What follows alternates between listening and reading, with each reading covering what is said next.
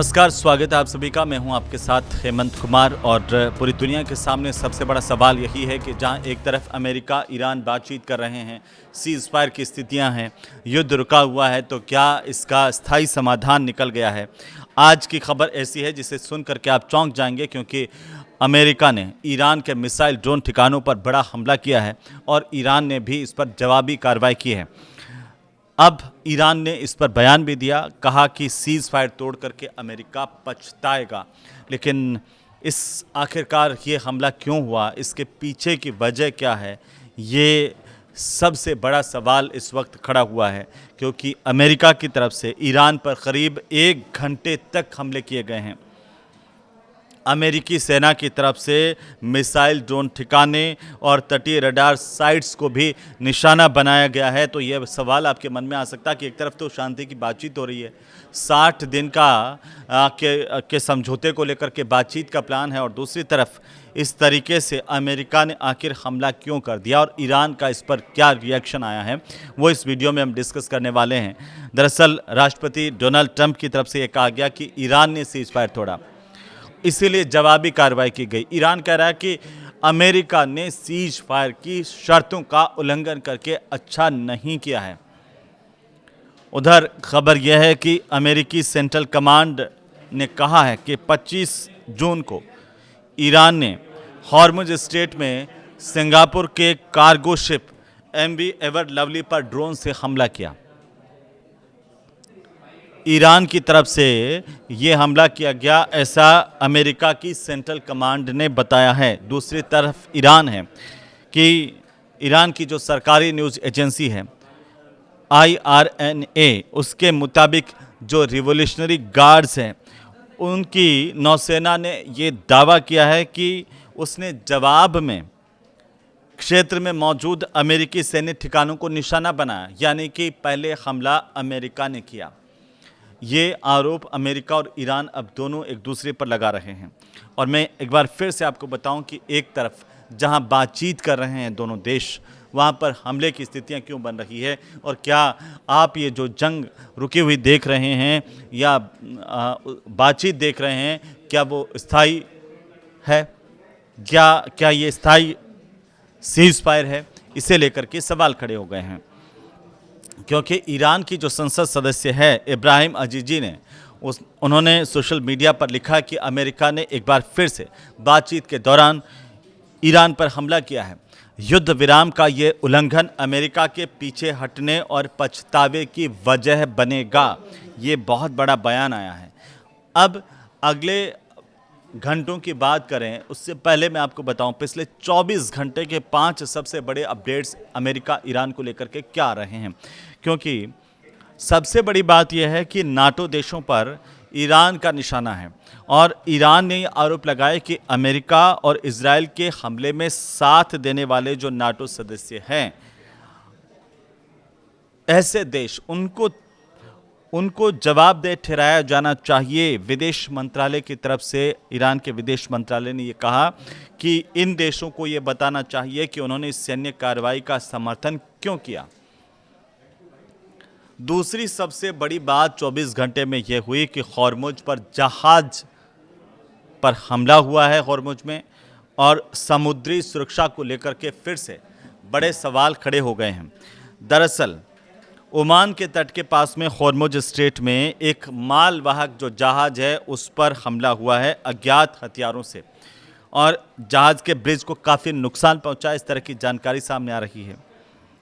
हालांकि किसी के हताहत होने की इस दौरान की खबर नहीं है, लेकिन फिर भी इस घटना के बाद संयुक्त राष्ट्र संघ ने 11,000 नाविकों को निकालने का जो अभियान है वो फिलहाल के लिए रोक दिया है।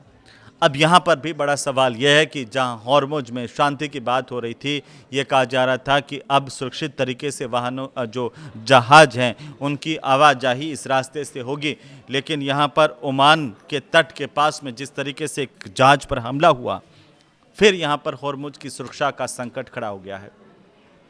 तीसरी सबसे बड़ी बात यह हुई है कि लेबनान में फिर से तनाव बढ़ने के संकेत दिख रहे हैं, क्योंकि इजरायली सेना ने दक्षिणी लेबनान का जो इलाका है अल मंसूरी, उस इलाके में लोगों को घर खाली करने की चेतावनी दे दी है। हिजबुल्लाह के प्रमुख नईम कासिम हैं, उन्होंने ये कहा कि इजराइल को लेबनान की पूरी ज़मीन से बिना शर्त हटना होगा और संगठन किसी भी हालत में इजराइल से रिश्ते सामान्य नहीं करेगा। ये हिजबुल्लाह की तरफ से कहा गया है। तो ऐसे में वहाँ पर शांति कैसे स्थापित होगी? अगर लेबनान में शांति नहीं है तो क्या इसका असर पूरे मिडिल ईस्ट पर पड़ना तय है? ये बहुत बड़ा सवाल है। चौथी बड़ी बात क्या हुई है पिछले 24 घंटों में?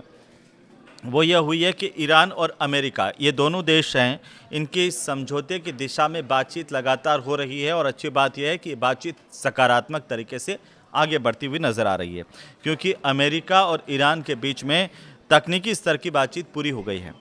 दोनों देशों ने 4 संयुक्त कमेटियां आपस में बनाने और 60 दिन में एक अंतिम समझौते पर पहुंचने, अंतिम समझौता करने के लिए एक रोडमैप तैयार करने पर आपस में सहमति बनाई है। यह अच्छी बात है। रूस ने भी इसे लेकर के ये बयान दिया, कहा कि अंतिम समझौता होने पर संयुक्त राष्ट्र सुरक्षा परिषद में उसका वो समर्थन करेगा। ये रसिया की तरफ से कहा गया है। वहीं परमाणु कार्यक्रम पर क्या हुआ है और तेल बाज़ार के हाल क्या है, ये हर कोई जानना चाह रहा है। ख़ासतौर पर भारत के लोग ये अमूमन जानना चाहते हैं कि आखिर तेल बाज़ार में क्या चल रहा है, क्योंकि क्या वहाँ पर तेल बाज़ार में क्रूड ऑयल की कीमतें गिर रही हैं, स्थायी हैं या बढ़ रही है, और अगर कीमतें गिरती हैं तो भारत के तेल बाज़ार में इससे का असर क्या होगा, इस पर सबकी नज़र होती है। मैं आपको बताऊं कि IAEA की तरफ से ये कहा गया है कि उसकी टीम जल्द ही जो ईरान के परमाणु ठिकाने हैं उनका निरीक्षण करेगी। दूसरी तरफ हॉर्मुज के इलाके में तनाव के चलते कच्चे तेल की कीमतों में एक बार फिर से तेज़ी देखी जा रही है।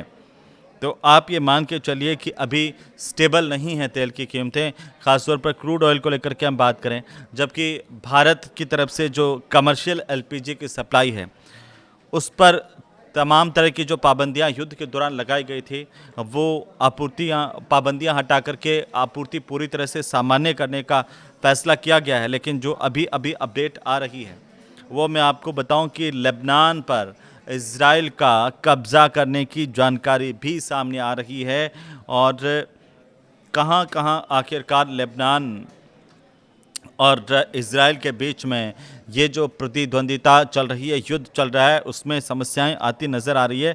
तो एक बड़ा हिस्सा है जहां पर इजराइल ने कब्ज़ा किया है और युद्ध यहां पर थमता हुआ नज़र नहीं आ रहा है। लेबनान और इजराइल के मामले को लेकर के अभी और इंतज़ार करना होगा। लेकिन फ़िलहाल हम आपको बता दें कि हॉर्मुज पर जिस तरीके से नियंत्रण दिखाने की कोशिश में दोनों जुटे हुए हैं, अमेरिका और ईरान, और यही वजह है कि हॉर्मुज पर अब लगातार अभी भी जो सुरक्षा है जहाज़ों की, उसको लेकर के संकट के बादल मंडरा रहे हैं। मैं आपको बताऊं कि जो एक्सपर्ट हैं उनका ये मानना है कि ईरान अमेरिका दोनों ये आपस में दिखाना चाहते हैं कि हॉर्मुज स्ट्रेट पर नियंत्रण रखने और वहाँ पर गतिविधियों को प्रभावित करने की जो क्षमता है वो उनके हाथ में है। अमेरिका भी यही दिखाना चाहता है पूरी दुनिया को, ईरान भी यही दिखाना चाहते हैं, और हर कोई ये जताने की कोशिश में है कि हॉर्मुज के दादा हम हैं, और यहाँ से जो गुजरेगा वो हमसे परमिशन लेके गुजरेगा।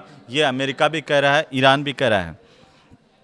और इसी वजह से ये जो हालिया तनाव है, जहाँ पर हॉर्मुज में भी जहाज पर हमले होने की खबरें आ रही है, वो इसी वजह से आ रही है, ये एक्सपर्ट्स का मानना है। और ये भी बता रहा कि ईरान और अमेरिका के बीच में जो MOU है वो बेहद नाजुक स्थिति में है अभी भी, और किसी भी समय आप टूट सकता है। इस तरह की आशंकाएं एक्सपर्ट्स की तरफ से जताई जा रही हैं। अंतर्राष्ट्रीय मीडिया में जिस तरह की खबरें चल रही हैं, आपको बताएं कि दोनों देशों के हित में यही है कि हालात युद्ध में नहीं बदलें, इसको लेकर के दोनों देश काम करें। जो विशेषज्ञ हैं वो ये चाहते हैं, उनकी राय भी यही है। हालांकि बातचीत के साथ साथ अगले 60 दिनों पर सबकी नज़र है कि इस तरह के तनावपूर्ण घटनाक्रम बार बार देखने को मिल सकते हैं बातचीत के दौरान, लेकिन बातचीत नहीं रुके, बातचीत टूटे नहीं, ये बहुत महत्वपूर्ण बात होगी। अगर ऐसा नहीं हुआ तो हो सकता है कि अंतिम स्तर तक बातचीत पहुंचे और मिडिल ईस्ट में शांति पूरी तरह से बहाल हो जाए। लेकिन अभी जो जानकारी आज आई उसके मुताबिक लेबनान और इजराइल के समझौते के विरोध में बेरूत में भी रैली हुई है। जो लेबनान की राजधानी है बेरूत, वहाँ पर हिजबुल्लाह समर्थक जो है वो इजराइल और लेबनान समझौते के विरोध में सड़कों पर प्रदर्शन करते हुए देखे गए हैं। हिजबुल्लाह के जो समर्थक हैं उन्होंने सड़क जाम करने की कोशिश भी की है और कई जगह पर आग लगा कर के टायरों में प्रदर्शन किया है। और सड़क जाम भी हुई है, लोगों को आवाजाही में परेशानी भी हुई है। लेकिन अमेरिका इस पूरे हमले को लेकर के क्या कह रहा है कि आखिर किसने सीज़फायर इस वक्त तोड़ा है, जब दोनों देशों के बीच में 60 दिन की बातचीत चल रही है। तो ईरान के विदेश मंत्रालय का एक बयान आया है अभी अभी, वो मैं आपको बताता चलूँ कि ईरानी सेना ने अमेरिका से जुड़े जो ठिकाने हैं उन पर हमला किया है। ये जानकारी ईरान के विदेश मंत्रालय की तरफ से साझा की गई है और मंत्रालय के मुताबिक ये जो कार्रवाई है वो ईरान के दक्षिण तटीय इलाकों में हुए अमेरिकी हवाई हमलों के जवाब में की गई। यानी कि कहा गया ईरानी विदेश मंत्रालय की तरफ से कि पहले हमला अमेरिका की तरफ से किया गया, इसका मुंहतोड़ जवाब दिया गया। बयान में ये भी कहा गया है कि अमेरिकी हमले संयुक्त राष्ट्र चार्टर और दोनों देशों के बीच में जो बातचीत हो रही है, युद्ध समाप्त करने को लेकर के जो मेमोरेंडम हुआ है उसका घोर उल्लंघन है। और ईरान ने हालांकि ये नहीं बताया कि किन ठिकानों को निशाना बनाया गया है और वे किस स्थान पर स्थित हैं, लेकिन इसे लेकर ईरान ने कड़ी प्रतिक्रिया दी है। और साथ ही साथ मैं आपको बताऊं कि लेबनान इज़राइल जो सीमा है उसके पास इज़राइली बमबारी भी आज देखने को मिली है, क्योंकि लेबनान की जो नेशनल न्यूज़ एजेंसी है उसकी खबरें इस तरह से आई है कि इज़राइल की जो सेना है उसने रात के वक्त में लेबनान इज़राइली सीमा के पास में बमबारी की है। और ये जो इलाका है सीमा से करीब 1.5 किलोमीटर दूर बताया जा रहा है। अभी ईरानी मीडिया ये दावा कर रहा है कि जो अमेरिका की तरफ से हमले किए हैं उनमें किसी तरह का हालांकि कोई नुकसान नहीं हुआ है, लेकिन इसमें युद्ध की आशंकाएं लगातार फिर से गहराती नज़र आ रही है। आपको क्या लगता है कि क्या ये युद्ध कभी रुक पाएगा, और आखिर क्यों बार बार जब एक तरफ शांति समझौता हो रहा है, बातचीत हो रही है, ऐसे वक्त में अमेरिका या ईरान क्यों ये आपस में हमला करने का जोखिम उठा रहे हैं? क्या चाहते हैं दोनों देश? इस पर टिप्पणी कीजिए, कमेंट कीजिए, और ये वीडियो आपको अच्छा लगे तो हमें ज़रूर बताइए और साथ ही इसे शेयर भी कीजिए, लाइक भी कीजिए। नमस्कार।